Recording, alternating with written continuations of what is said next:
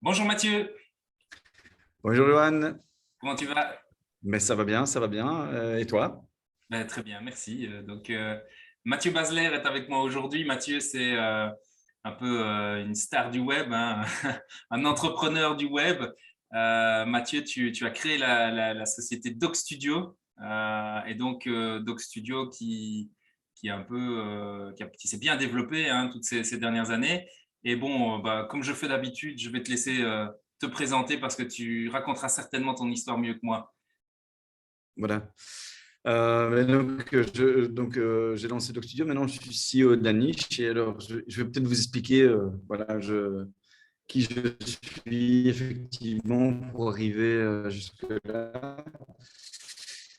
Alors, je suis un Namurois pure souche et j'ai grandi au-dessus du commerce de mes parents. Donc j'ai été un petit gamin de rue pendant très longtemps. Euh, j'ai brinque-ballé à Liège pendant mes études en design et tout ça. Et après quelques années de travail en tant que consultant à Bruxelles, je me suis très vite rendu compte que j'avais envie de travailler pour moi et j'avais envie de travailler sur des projets qui me plaisaient. Et j'en avais marre de faire du trajet inutilement. Donc j'aimais déjà bien le télétravail à ce moment-là. C'était il y a une petite vingtaine d'années. Et puis donc j'ai commencé à être indépendant. Et, euh, et puis, j'ai discuté avec mon frère qui était aussi indépendant. Et puis, on s'est retrouvés tous les deux autour d'une table en se disant, tiens, on est tous les deux indépendants, ce serait quand même plus sympa si on travaillait ensemble. Et on s'est dit qu'on allait créer à ce moment-là un studio parce qu'on était un petit groupe. Il y a Antoine, un copain à moi avec qui j'ai fait mes études, qui était là autour de la table aussi. On s'est mis à trois et on s'est dit, on va faire un studio. Et puis, on a réfléchi pour trouver quelque chose d'original. Et le premier mot, pour être honnête, on n'est pas fiers. Mais on a ouvert le dictionnaire et on est tombé sur Dog et on s'est dit, ah, ben, Dog Studio, ça sonne bien. Et puis, à partir de là, le petit déclic est resté. On s'est tous donné un nom de chien. Mon frère m'a appelé Caniche et pour me venger, je l'ai appelé Bichon. Et puis, Antoine Roquet. Et depuis lors, ben, c'est un peu resté et l'aventure a commencé comme ça. Donc, on a commencé à trois dans le grenier au-dessus du magasin de mes parents, mode start-up comme on voit dans les films, à bidouiller les premiers sites internet avec des modems qui crépitent et des écrans d'ordinateur très profonds. C'était assez comique. Et puis, ben, entre-temps, j'ai eu la chance de rencontrer ma femme. J'ai maintenant trois beaux enfants. L'activité a grandi. On a traversé pas mal d'aventures avec Doc Studio pendant une douzaine d'années. Et il y a maintenant un peu plus ou moins 4 ans, on s'est rendu compte que dans Doc Studio, il y avait deux grandes directions qui fonctionnaient très bien. Une direction plus émotionnelle, plus expérientielle, et une dimension plus marketing, communication d'entreprise et digitalisation. Et on a décidé à ce moment-là que on allait lancer un nouveau projet. Donc j'ai pris toute la partie à ma charge, toute la partie communication, marketing avec Antoine, et on a lancé la niche il y a maintenant 3 ans. La niche Euh, pour le chien. la niche, le chien, Doc Studio, on a quand même gardé une petite affiliation sur le nom. Et on est resté caniche et roquet. Et puis maintenant, ben, voilà, en 3 ans, la niche a commencé avec une petite vingtaine de personnes et maintenant on est une quarantaine, un peu, plus ou moins 45 personnes. Alors on est situé à Namur, on a des bureaux à Liège où je suis pour l'instant. On a deux personnes à Valence en Espagne et on travaille un peu avec tout type de clients très variés. Dis Mathieu, tu me sembles quand même être assez modeste, hein, parce que en 20 ans, Doc Studio, c'est quand même devenu presque une marque au niveau du monde digital en Belgique francophone. Je ne sais pas si tu vas peut-être me dire en Belgique totale, mais en tout cas, enfin voilà, c'est pas simplement une petite boîte qui a commencé dans le grenier. Entre le grenier et aujourd'hui, Oui. il y a quand même eu quelque chose. Donc Oui, cette il y a eu des partie-là, petits, il y a eu pas mal d'aventures. Ça a duré, ouais, ouais, ouais, ça fait Les noms de chiens, ça fait 16 ans qu'on a commencé l'aventure. On est passé un peu avec des gros écrans à un moment donné acheter notre premier bâtiment pour mettre nos bureaux, passer le cap du premier employé, passer le cap des 10 employés, passer le cap des 20 employés, lancer l'internationalisation en démarrant le marché américain à Chicago. Faire la même chose à Mexico, et puis scinder l'entreprise, ça c'était aussi une fameuse expérience, hein, et avoir 2 structures avec chaque fois un manager à la tête des 2 structures. Oui, il y a eu quand même pas mal d'aventures, effectivement. C'est quand même sympa de le noter parce que Voilà, effectivement. c'est quand même déjà pas mal. Euh, Moi, j'ai envie de te poser la question. Oui. Du grenier à ton premier employé, ton premier bâtiment, etc. C'est quoi les étapes les plus compliquées quand tu commences? Il y a d'abord la première étape de se dire, je suis un peu, on est tous les trois à ce moment-là, au début du démarrage. J'avais un quatrième, Thomas, qui était aussi dans l'aventure, mais on est peut-être tous les trois, Antoine, Gilles et moi, très actifs dans la production. Et donc, on était un peu les créatifs, des créatifs dans l'entreprise qu'on portait, puisqu'on était 4 associés qui travaillaient en entreprise. Et puis, à un moment donné, quand on engage quelqu'un, on passe tout d'un coup au niveau du regard extérieur du poste de producteur à un poste d'entrepreneur, en fait. Et donc, déjà, accepter cet état de fait, ça a été une première étape, un peu la première démarche un peu compliquée, peut-être. Et je pense qu'on s'est bien planté au début. Parce que voilà, le premier employé qui débarque, il est arrivé, le pauvre, avec 4 personnes autour de lui qui sont 4 actionnaires de l'entreprise. Et nous, on n'était pas du tout habitués à tout ce qui était management, gestion d'employés, administratif et tout ça. Donc au début, on était un peu rock'n'roll. Mais il a fallu accepter qu'on passe du rôle de producteur au rôle d'entrepreneur, en fait. Hein. Ça, je pense que c'est parfois quelque chose qu'on oublie. C'est une mentalité et une responsabilité qu'on a par rapport à des collaborateurs qui est nouvelle pour quelqu'un qui ne l'a jamais fait avant. Donc, c'était quand même une étape. Et entre ces étapes-là, c'est quoi les éléments qui t'ont permis de franchir pas à pas toutes ces étapes pour arriver aujourd'hui à là où vous en Oui. êtes?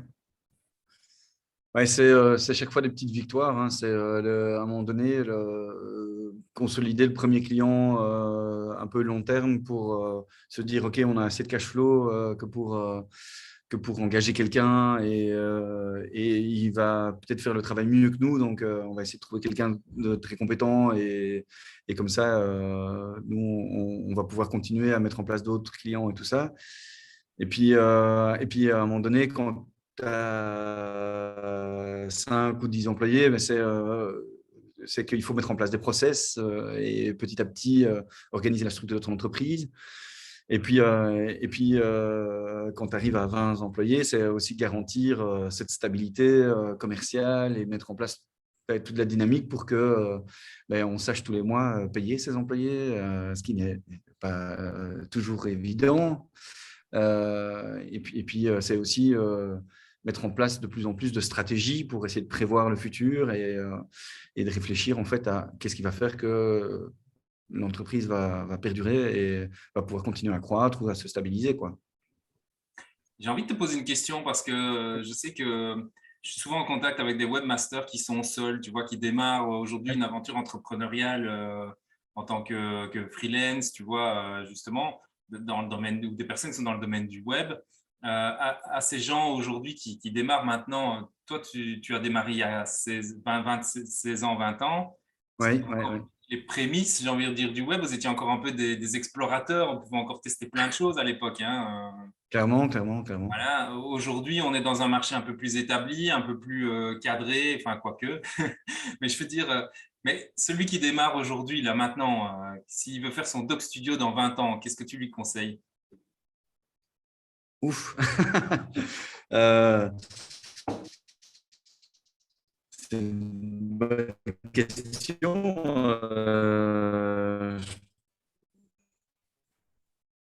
enfin, alors, je connais pas Ce que je peux peut-être partager, c'est ce que nous on a toujours visé, c'est toujours être très respectueux et attentif des besoins de nos clients en fait. Et avant de penser à nos envies, même si on essaie de les impliquer, de tirer vers le haut les besoins de nos clients, c'est que si on se base sur nos envies, ça va pas trop fonctionner. Donc c'est toujours bien d'être attentif aux besoins des clients et donc du coup bien les prendre en compte. On a toujours travaillé à être très attentif à la qualité de ce qu'on faisait et à faire valider par des pairs le plus possible ce qu'on mettait en place par nos clients voilà, pour s'assurer qu'on était dans la bonne direction au niveau des tendances et à toujours en même temps essayer d'apporter une plus-value en fait, dans les projets que l'on fait. Et je pense que on a toujours tendance à croire que les plus-values, c'est des montagnes et qu'il faut en faire des montagnes et tout ça, mais parfois, ça se joue à un petit détail près, ça se joue à une petite finesse. Et donc, c'est porter attention aux détails pour essayer de trouver la chose qui va faire la différence, quoi. Et ça, ça se fait mais dans la documentation, dans la communication, avec un nom de chien comme email qui va être un peu original. Ça se fait dans l'originalité de ce qu'on va produire, ça se fait dans la qualité des échanges qu'on va avoir avec ses clients, ce genre de choses, quoi. C'est porter vraiment une attention globale à tout. Et à partir de ce moment-là, que ce soit pour faire un doc studio ou une autre entreprise, l'objectif, c'est aussi se respecter soi-même, peut-être. Ça, c'est important, c'est de se dire, voilà, essayer de faire quelque chose qu'on aime, parce que c'est l'assurance. Là où je suis d'implication, et que s'il n'y a pas la passion, ça va être très difficile. La passion, un élément important, évidemment, mais pas n'importe comment, puisque moi, Ouais. je suis souvent en contact avec des entrepreneurs qui sont seuls et souvent, à travers la passion, ils jouent sur le prix, Oui. la stratégie de prix. Et ça, voilà, c'est impossible, quoi. Tu ne peux pas avoir un business qui se développe si tu joues uniquement sur le prix. Oui, oui, mais comme tu dis, ça va.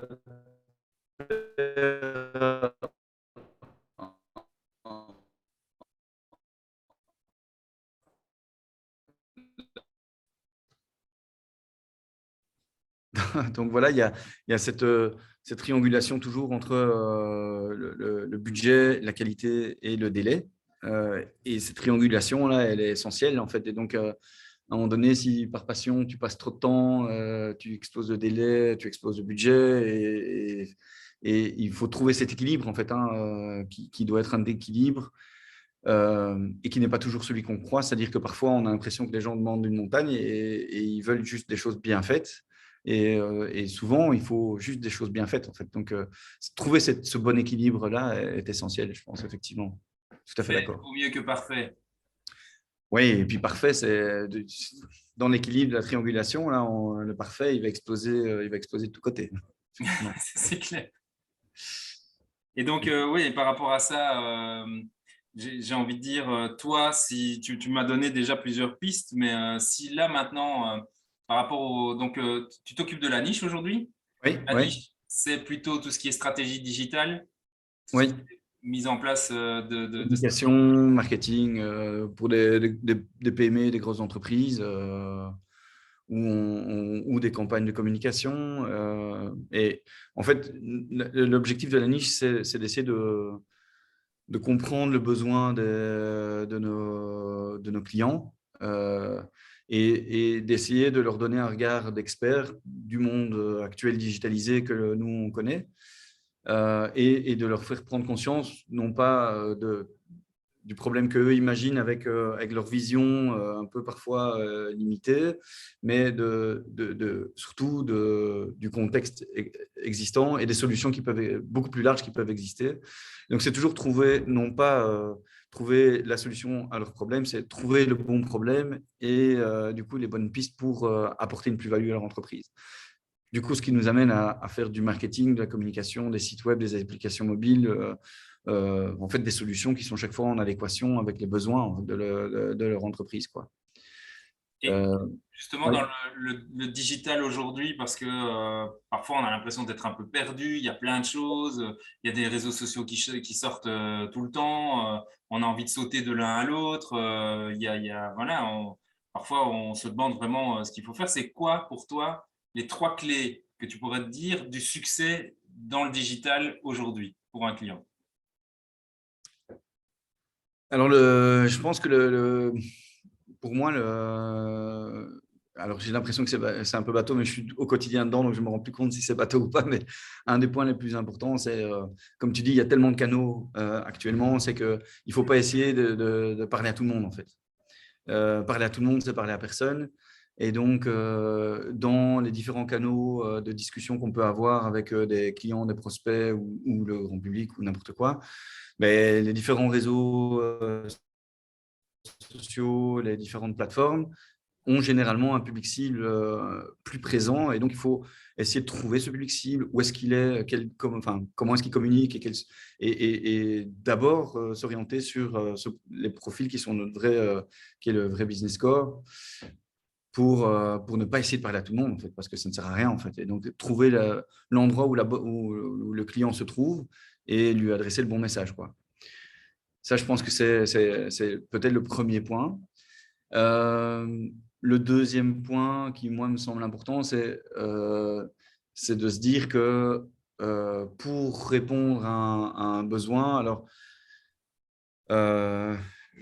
il ne faut pas s'imaginer que chaque solution doit coûter 1 million, quoi. Et nous, on met en place des solutions conséquentes pour des grosses entreprises, pas 1 million, pas toujours, parfois, mais voilà. On a tous les types de budgets, mais il y a des budgets, il y a des solutions à très petit budget qui sont très accessibles et qui permettent de tester des choses, en fait. Et c'est ça qui est génial dans le digital, c'est qu'on peut tester très facilement et à très petit budget. Et donc, je pense que une des erreurs qu'on fait souvent en digital, c'est vouloir construire des porte-avions, alors qu'au début, on essaye simplement de naviguer, en fait. Et donc, on a besoin d'un petit bateau, et il faut construire ce petit bateau petit à petit, puis au fur et à mesure, faire grandir la chose pour savoir exactement ce qui fonctionne et ce qui ne fonctionne pas. Et ce qui amène pour moi, à la troisième chose, c'est la bonne personne au bon endroit, le bon véhicule au bon prix. Et je dirais la troisième chose, c'est que on se retrouve en gros sur une rivière. Je vais continuer avec l'image du bateau, c'est un peu kitsch, mais on se retrouve dans une rivière avec 100 000 bateaux, quoi, dans le digital. Et donc, comment on va faire comment on va faire ressortir ce bateau aux yeux des autres? Il faut trouver cette unicité, cette touche de différence qui va faire que les gens de l'extérieur qui vont croiser votre chemin vont vous identifier comme une piste potentielle, comme un intérêt, comme quelque chose de différenciant et qui vont engager la discussion.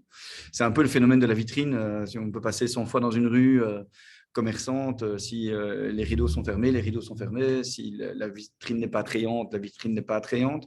Et à un moment donné, il faut rendre ça attrayant, quoi. Donc, c'est un peu ça, pour moi, les 3 points clés que je dirais. Donc, la différenciation, le ciblage et le test, c'est ça que tu disais, hein? Et le test, ouais, mettre en place quelque chose d'évolutif et adapté au niveau des budgets, quoi. Voilà. Et donc, ça, Ouais. finalement, j'ai envie de dire, c'est quelque chose qui peut très bien s'adapter à l'entrepreneur seul Ouais. qu'à la grosse boîte. Ah, je pense que c'est ça qui va permettre à l'entrepreneur seul de devenir une grosse boîte plutôt. Ouais. Mais même et l'erreur qu'on fait souvent, c'est que la grosse boîte va se dire qu'elle ne correspond pas à cette règle. Mais en fait, si, c'est les mêmes règles pour tout le monde. On peut commencer très petit, tester et faire évoluer. Et souvent, nous, on a des clients qui disent on va conquérir le monde en 5 jours. Et on leur dit non, on va d'abord conquérir telle zone en 1 jour. Et puis après, on va voir comment ça réagit. On va évoluer, quoi. Je pense que c'est toujours faire tester, apprendre et rebondir. C'est une règle d'agilité, en gros, qui est devenue un peu commune dans le monde du digital, quoi. Ouais, on parle il y a des théories par rapport à ça, enfin, l'agilité, comme tu dis, quoi. Ouais. Et donc, finalement, quelque part, moi, j'ai envie de te dire, moi, de mon expérience perso, j'ai l'impression que c'est beaucoup plus facile pour un entrepreneur seul, justement, de mettre en place des solutions agiles, de rebondir sur plein de choses, que dans une grosse structure bien établie, tu vois, où il faut parfois casser des codes. Oui. Oui, c'est souvent une question de mindset en fait. Ce qu'il y a, c'est que l'entrepreneur seul, souvent, il va être un peu acculé, il va se dire j'ai besoin de solutions et donc il va être prêt à tout pour y arriver. Qu'une entreprise bien établie va parfois se dire non, non, mais je suis à l'aise, je sais ce que je dis, je suis plus stable et donc je vais là et je ne doute pas. Nous, on essaye de toujours provoquer cette petite étincelle de questionnement, de provocation, de remise en question qui, à travers différents outils hein, de workshops, d'échanges, de travaux communs, collaboratifs, qui vont faire qu'à un moment donné, on va un peu ouvrir son champ de vision, quoi. Mais le tout, c'est de commencer, en fait. Le tout, c'est que ce soit un petit entrepreneur ou une grosse entreprise, il ne faut pas vouloir révolutionner l'entreprise en un coup. Il faut commencer par un petit projet. Et peut-être que le petit projet va être successful et va donner des graines et va apporter plein d'autres petits projets. Ou peut-être qu'en fait, il va être un échec et que les personnes seront assez matures pour se dire on va apprendre de cet échec, on va faire d'autres choses qui vont évoluer. Mais le tout, c'est de commencer, effectivement. Une question comme ça qui me vient, c'est quoi pour toi? Comment est-ce que tu vois l'avenir du digital? Euh, Encore et toujours surprenant. Je pense qu'on a chaque année l'impression de se dire qu'on sait où on va et chaque année on est surpris par des nouveautés qui arrivent et qui apportent en fait la nouveauté, apporte une nouveauté, quoi. Donc l'intelligence artificielle a apporté tout un ensemble de choses qu'on pouvait prévoir, mais le blockchain et tout ça font des explosions de systèmes de tous côtés qui, pour moi, étaient carrément imprévisibles. Et je pense qu'on est qu'au début, en fait, parce que ce n'est qu'un ensemble de plats de spaghettis qui se mélangent. Et de temps en temps, il y a quelqu'un qui arrive avec une nouvelle sauce. Et donc, voilà, c'est riche, une expérience, une découverte permanente. Et c'est ça qui va demander toujours beaucoup d'attention et de veille pour bien suivre les tendances, quoi. En tout cas, super intéressant comme interview parce que là, tu nous as amené plein de pistes, j'ai envie de dire, pour demain pouvoir créer son propre doc studio. Donc, ceux qui nous écoutent, je les engage à bien être attentifs puisque tu as Souhaite. pour les besoins clients, validation, communication, respect de soi, passion, etc. Et puis surtout les trois clés que tu nous as données avec le ciblage, sortir de son île de la douleur et puis construire son bateau petit à petit. Je crois que là, clairement, il y a du contenu. Donc, je te remercie beaucoup pour m'avoir consacré ces quelques minutes et bah, je te laisse le mot de la fin. Euh, alors, le mot de la fin, faites que votre projet soit un plaisir, même si parfois c'est dans la douleur. Et on sait qu'en étant entrepreneur, on doit toujours trouver l'équilibre entre la vie privée et la vie d'entrepreneur. Assurez-vous que ce mix-là soit bon, respectez-vous et profitez de la vie professionnelle et privée. Super. Bah, écoute, Mathieu, je te remercie et je laisse le caniche rentrer à la niche alors. Ça va. Salut. Beaucoup, salut. Ciao.